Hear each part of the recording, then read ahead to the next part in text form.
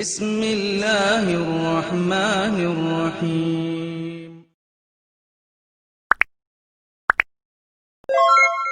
Ada namanya paprika. Paprika itu paling bagus dimakan mentah. Ya, mentah. Jangan dimasak, makan mentah. Ya, makan mentah itu lebih baik. Ya. Kemudian yang terakhir jamur. Ya, jamur.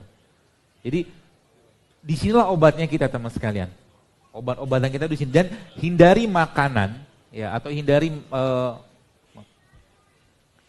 makanan-makanan yang sudah dipanaskan berulang.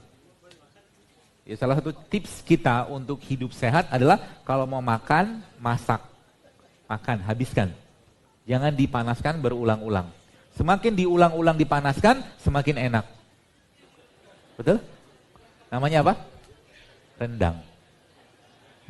Tapi sehat nggak? Nggak sehat. Perlu dimasak sama tidak perlu dimasak. Contoh mungkin tomat. Tomat ini dia punya likopen. Ya, likopen pada tomat ini peranannya dia sebagai anti kanker sebenarnya.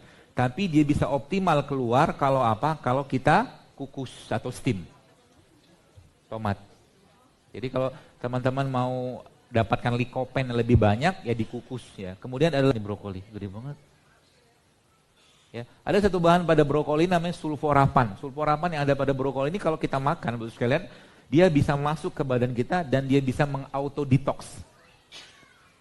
Cara mendapatkannya gimana? Anda bisa di steam atau dikukus atau dimentah kayak begini. Ya.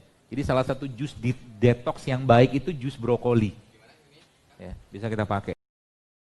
Pengen makan yang nggak sehat, saya kasih syarat. Syaratnya apa? Anda sudah rutin puasa, itu yang pertama. Sehari Anda biasa minum air 2-3 liter. 80% atau 3/4 isi piring Anda sayur sama buah. Nah, silakan cheating. Silakan curi-curi makan. Tapi masalahnya ini cheatingnya tiap hari. Curinya tiap hari, gimana mau sehat? Ya.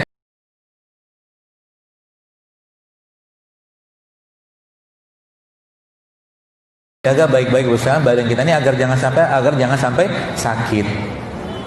Kalau kita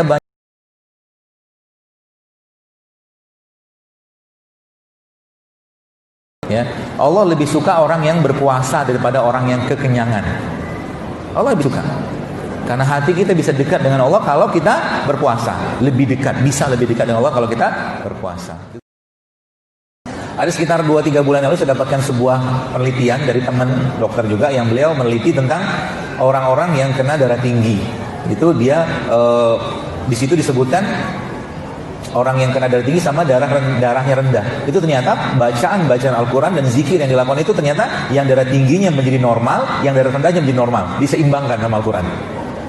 Luar biasa kan? Dan memang begitu janjinya Allah. Allah Subhanahu wa taala janji dalam Al-Quran bahwa dalam Al-Quran itu terdapat syifa, terdapat kesembuhan. Ya. Wa nunazzilu minal Qur'an ma huwa syifaa'un wa rahmatul lil mu'minin wa la yazidu dzalimin illa khasara. Kata Allah, dan kami jadikan Al-Quran itu sebagai penyembuh.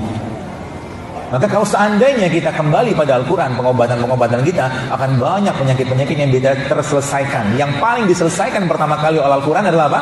Penyakit hati. Hasad, iri, dengki, benci, sombong, riya, ujub, macam-macam. Dia akan bersihkan semua. Pencerahannya untuk dengkul yang kurang pelumas sudah jawab tadi ya? Udah.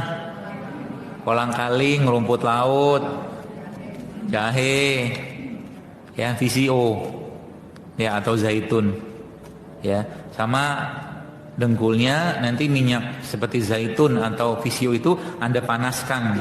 Jadi botolnya itu Anda taruh dalam air panas, terapung atau apa gitu, sehingga nanti minyaknya panas. Dalam minyaknya hangat ini Anda tempelin usapin ke bagian yang sakit atau dengkul yang sakit tadi.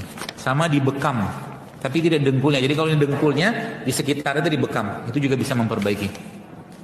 Dan kalau semoga nih yang bertanya ini tidak obesitas ya, karena memang penyebab sebagian besar masalah di dengkul seperti itu adalah kegemukan.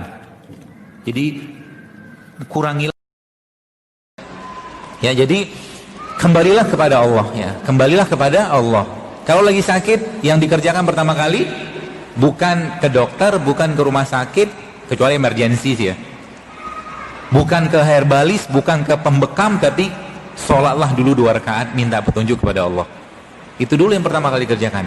Kenapa? Apa susahnya Allah menyembuhkan kita, Bapak sekalian? Begitu mudah Allah menyembuhkan. Cuman seringnya manusia lupa sama Dia. Mobil Toyota kalau dibuat pasti ada spare part, pasti ada onderdilnya. Maka kita juga sama. Kalau kita manusia ya, ada onderdilnya, ada suku cadangnya, ada aplikasinya. Maka manusia itu dikasih Allah aplikasinya. Aplikasi untuk hidup sehat.